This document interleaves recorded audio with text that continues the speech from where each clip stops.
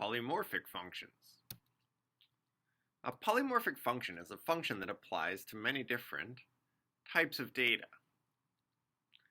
And stir and repr are great examples because you can really pass any kind of object you want to this built-in stir and repr functions, and they're always supposed to do the right thing. How's that possible? Well, the fundamental idea is that repr just asks its argument to display itself. And in Python, this is done using a special method name. Now, it's a special name because it corresponds to a built-in function. But this general idea that you can have a function that just asks the argument what to do certainly applies beyond the Python language.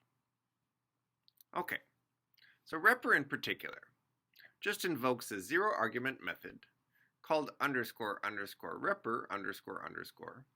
on its argument in order to get the repr string that it returns. So I can call repr on half, which was the fraction 1, 2, or I could invoke its method.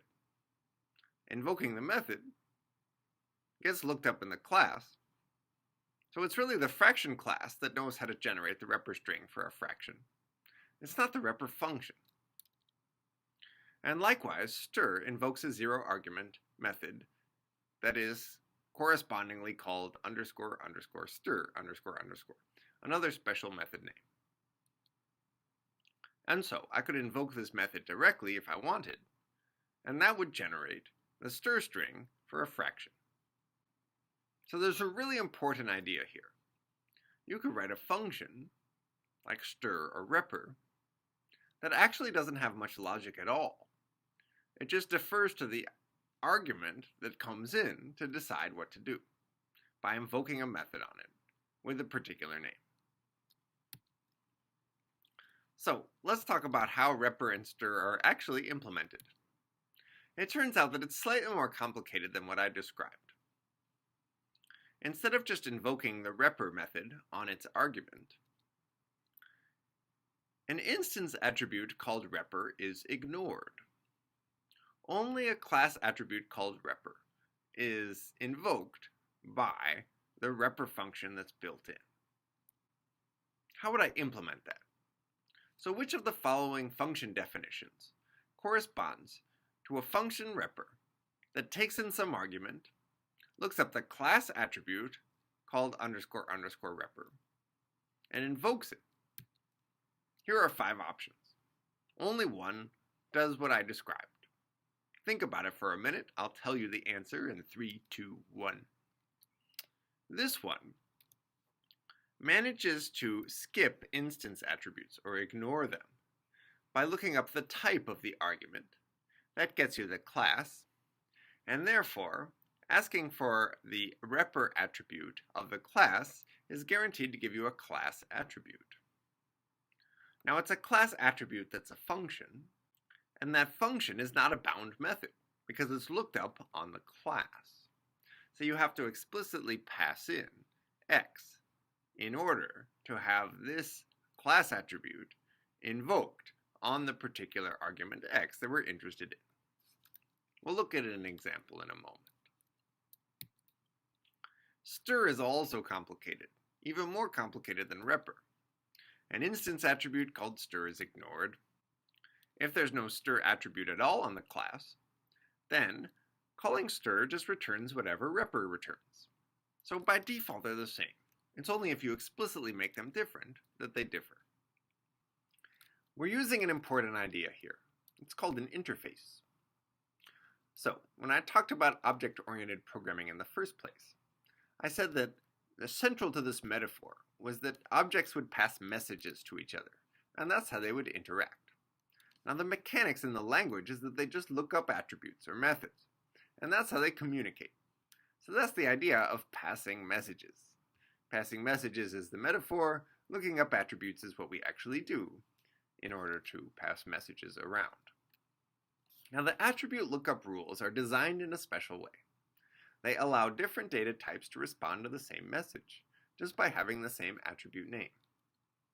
And a shared message, an attribute name that exists on many different classes, and elicits the same behavior from those different classes is a powerful method of abstraction.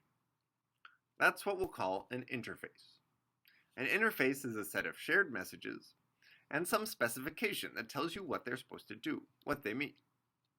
So as an example, classes that implement repr and stir methods and have those methods return Python interpretable and human readable strings respectively. Interfaces don't have to be built into the language, although this one is. If you ever just define that there are a bunch of classes that all have the same method, and all those methods do similar things, then you've created an interface. So let's see if we can build a class that exhibits this interface. We already saw that there was a built-in fraction class. Let's build something similar. I'll call it a ratio so we can tell them apart. The way you create a ratio is just to pass in a numerator and a denominator.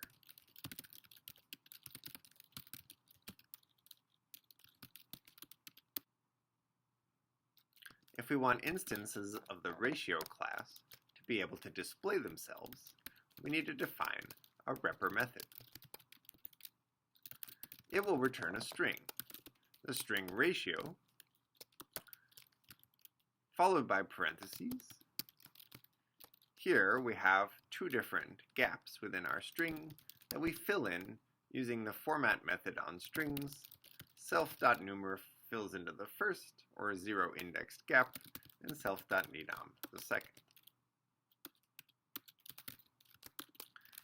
Now, if we want a human readable string as well, following the example of fraction, we just write 0 divided by 1, where again, 0 is the numerator, and 1 is the denominator.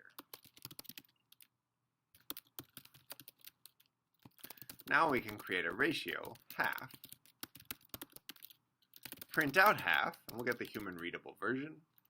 Just display half directly, and we'll get the Python expression.